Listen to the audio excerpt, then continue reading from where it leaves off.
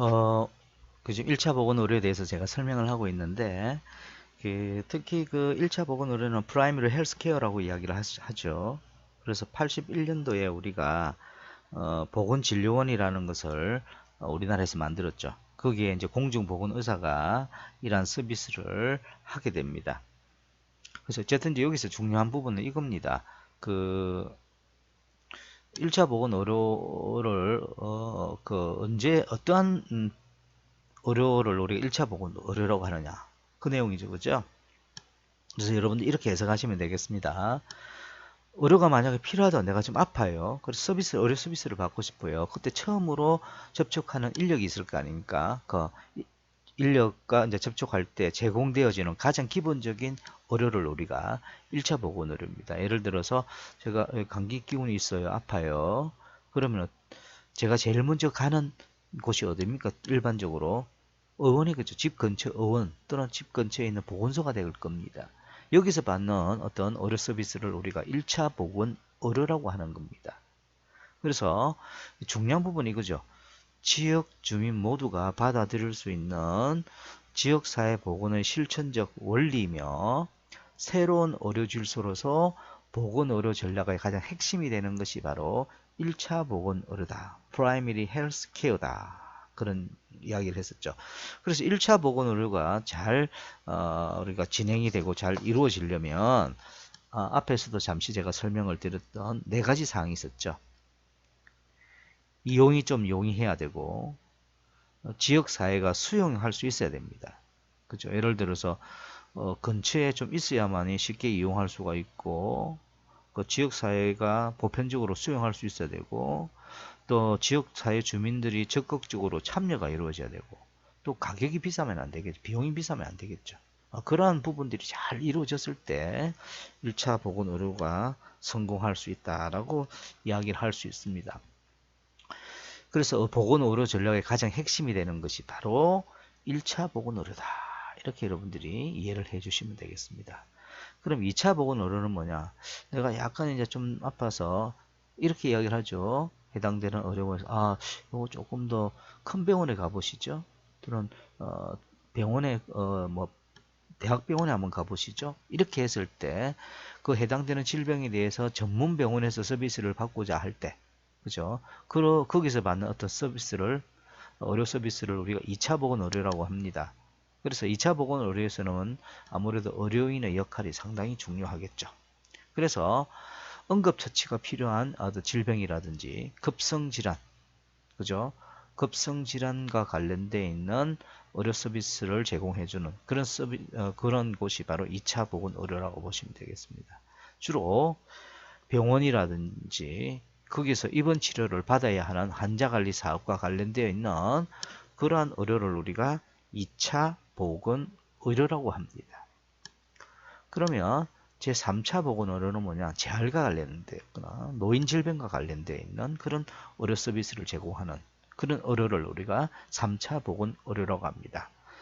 그래서 회복기 환자들의 재가치료가 뭡니까? 방문해서 치료해주는 그런 사업이 되겠습니다.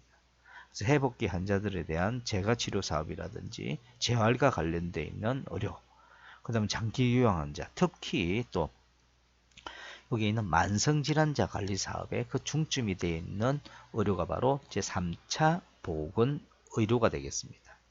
아무래도 현대의 그 사회는 노령화되고 있는 사회죠. 그래서 노인성 질병들이 많이 발생되기 때문에 그 관리를 하는 것이 굉장히 중요하다고 생각이 됩니다. 그래서 지금 쭉 좀 설명을 드리고 있는 1차, 2차, 3차 보건 의료에 대해서 제가 보충적으로 계속 설명을 드리고 있는데 시험에 많이 이렇게 출제가 돼요. 이 부분은 꼭 좀 여러분들이 기억을 해 주시기를 부탁드립니다.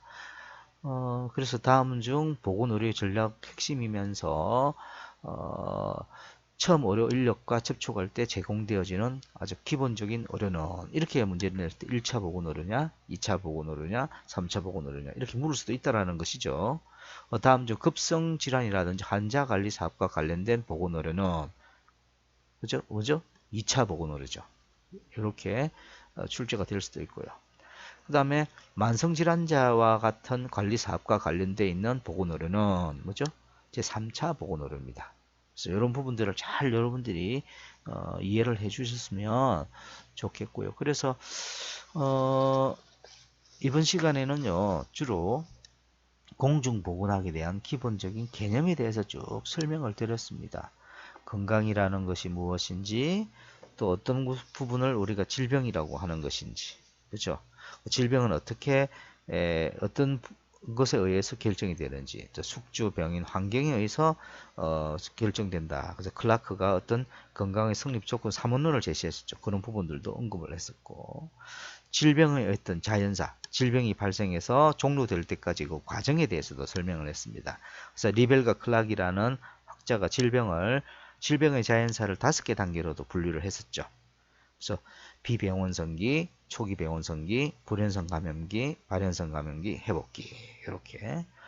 그 다음에 그 질병과 예방 활동에 있어서 리벨과 클락 같은 경우는 3가지 차원의 예방 수준의 예방법을 또 이야기했었죠. 뭐였죠? 1차 예방, 2차 예방, 3차 예방. 그죠? 그 다음에 공중보건학에 대한 기본적인 목표가 뭐였었죠? 그죠? 여기 보면 질병을 예방하고 수명을 연장시키고 신체적 정신적 효율을 정진시키는 그런 목적이 바로 이 공중보건학의 기본적인 목표이다. 이렇게 보시면 되겠습니다. 그다음 공중보건 사업을 제대로 수행하기 가장 필요한 요소들이 뭐였었죠? 3요소 이야기했었죠? 보건행정, 보건관계법규, 보건교육 이런 것들이 중요하다. 제가 설명을 드렸습니다.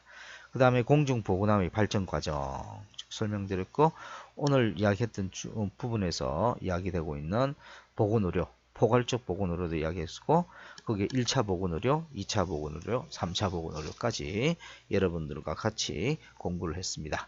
예, 일체 1장 여러분들과 같이 했던 공중보건학의 개념에 대해서 모두 공부를 했고요. 오늘은 여기까지 하도록 하겠습니다. 예, 수고하셨습니다.